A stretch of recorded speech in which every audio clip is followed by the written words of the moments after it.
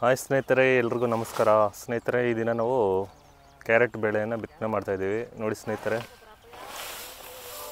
Carrot ಬಿತ್ತನೆ ಮಾಡ್ತಾಯಿದ್ದೀರಿ.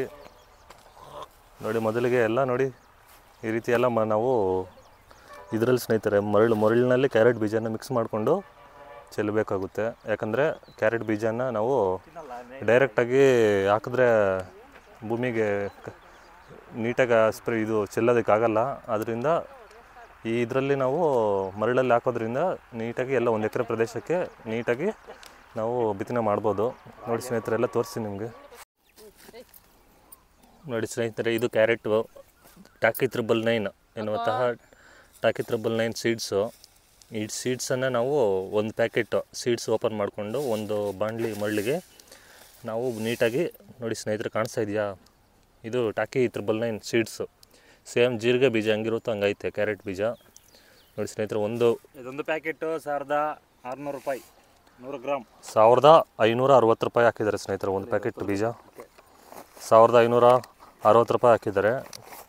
ನೋಡಿ, ಇದು ಒಂದು ಬಾಣಲಿ ಮರಳಿಗೆ ನಾವು ಒಂದು ಪ್ಯಾಕೆಟನ್ನು ಓಪನ್ ಮಾಡಿಕೊಂಡು ನೀಟಾಗಿ ಮಿಕ್ಸ್ ಮಾಡ್ಕೋಬೇಕು.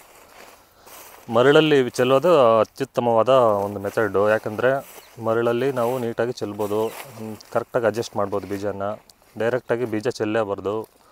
ಮತ್ತು ಒಬ್ಬೊಬ್ಬರು ಒಂದೊಂದು ರೀತಿ ವ್ಯವಸಾಯ ಕೃಷಿ ಪದ್ಧತಿ ಮಾಡ್ತಾರೆ. ನಾವು ಈ ರೀತಿ ಕೃಷಿ ಪದ್ಧತಿಯನ್ನು ರೂಢಿಸ್ಕೊಂಡಿದ್ದೀವಿ. ನಾವು ಇದು ಸುಮಾರು 15-20 ವರ್ಷದಿಂದನೂ ನಾವು ಇದೇ ಮೆಥಡನ್ನು ಯೂಸ್ ಮಾಡ್ತಾಯಿದ್ದೀವಿ ಸ್ನೇಹಿತರೆ.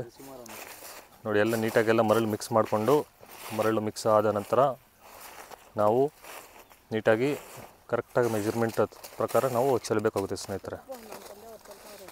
ನೋಡಿ, ಎಲ್ಲ ನಾವು 1 ಎಕರೆ ಪ್ರದೇಶಕ್ಕೆ ನಾವು ಇವಾಗ ಬಿತ್ತನೆ ಮಾಡ್ತಾ ಇರೋದು. ನೋಡಿ ಸ್ನೇಹಿತರೆ, ಅಲ್ಲಿ ನಮ್ಮ ತಂದೆ ಅವ್ರು ಚೆಲ್ತಾ ಇದ್ದಾರೆ. ಅವ್ರಿಗೆ ನಾವು ಇವಾಗ ಸಪ್ಲೈ ಮಾಡಬೇಕು. ಎಲ್ಲ ಇಲ್ಲಿ ಮಿಕ್ಸ್ ಮಾಡಿರೋದೆಲ್ಲ ಬಿತ್ತನೆ ಬೀಜನ ನಾವು ಸಪ್ಲೈ ಮಾಡಬೇಕು. ನೋಡಿ ಸ್ನೇಹಿತರೆ, ಇಲ್ಲಿ ಹಿಂಗೆ ಹಾಕ್ಕೊಂಡು ಎಲ್ಲ ಮಿಕ್ಸ್ ಮಾಡಿರೋದನ್ನು ನಾವು ಕರೆಕ್ಟಾಗಿ ಬಾಂಡ್ಲಿಗಳಿಗೆ ಹಾಕ್ಕೊಂಡು ಅವ್ರಿಗೆ ಸಪ್ಲೈ ಮಾಡಬೇಕು. ಅಲ್ಲಿ ನೋಡಿ, ನಮ್ಮಪ್ಪ ಅವ್ರು ಚೆಲ್ತಾ ಇದ್ದಾರೆ, ಬೀಜ ಚೆಲ್ತಾ ಇದ್ದಾರೆ. ಅವರು ಅಲ್ಲಿ ಜಾಗ ಬಿಟ್ಟು ಆಚೆಗೆ ಹೋಗ್ಬಾರ್ದು. ಯಾಕಂದರೆ ಅಲ್ಲಿ ಜಾಗ ಮಿಸ್ ಆದರೆ ಅಲ್ಲಿ ಜಾಗ ಮಿಸ್ ಆಗೋಗಿ ಮತ್ತೆ ಅಲ್ಲಿ ಗ್ಯಾಪ್ಗಳಾಗೋಗುತ್ತೆ ಸ್ನೇಹಿತರೆ. ನೋಡಿ, ಎತ್ಕೊಂಡೋಗಿ ಅವ್ರಿಗೆ ಸಪ್ಲೈ ಮಾಡಬೇಕು. ಯಾಕಂದ್ರೆ ಸಪ್ಲೈ ಮಾಡೋದ್ರಿಂದ ಎಲ್ಲೂ ಪ್ಯಾಚುಗಳಾಗ್ದಿರ ಎಲ್ಲ ನೀಟಾಗಿ ನಾವು ಬೆಳೆಯನ್ನು ಬೆಳೆಸ್ಬೋದು ಸ್ನೇಹಿತರೆ. ನೋಡಿ, ಇಲ್ಲಿ ಕಾಣಿಸ್ತಾ ಇದೆಯಾ,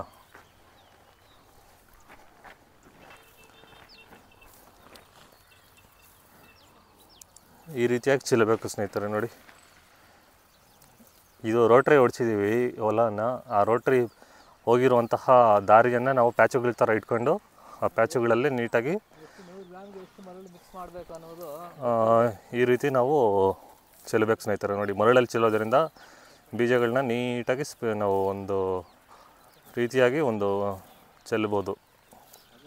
ಒಂದು ಪ್ಯಾಕೆಟ್ ಕ್ಯಾರೆಟ್ ಬೀಜದಲ್ಲಿ 100 ಗ್ರಾಮ್ ಇರುತ್ತೆ ಸ್ನೇಹಿತರೆ. 100 ಗ್ರಾಮ್ಗೆ ಒಂದು ಬಾಣಲಿಯಷ್ಟು ಮರಳು ಹಾಕ್ಕೊಂಡು ಒಣಗಿರುವಂತಹ ಮರಳನ್ನೇ ನಾವು ಚೆಲ್ಲಬೇಕು.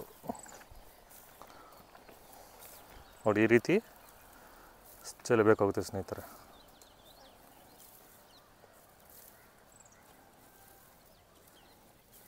ಎಲ್ಲೂ ಪ್ಯಾಚುಗಳು ಬೀಳಬಾರ್ದು ಸ್ನೇಹಿತರೆ. ಇದನ್ನು ನಾವು ಕ್ಯಾರೆಟ್ ಬೀಜಗೆ ಅತಿ ಅನುಭವ ಇರುವಂತಹ ವ್ಯಕ್ತಿಗಳ ಹತ್ರನೇ ನಾವು ಕಾಸ್ಟ್ಲಿ ಬೀಜ ಸ್ನೇಹಿತರೆ. ಅದರಿಂದ ಅತಿ ಉತ್ತಮವಾದ ರೀತಿಯಲ್ಲಿ ನಾವು ಬಿತ್ತನೆ ಮಾಡಬೇಕು. ಡೈರೆಕ್ಟಾಗಿ ಬೀಜನ ಚೆಲ್ಲಬಾರ್ದು.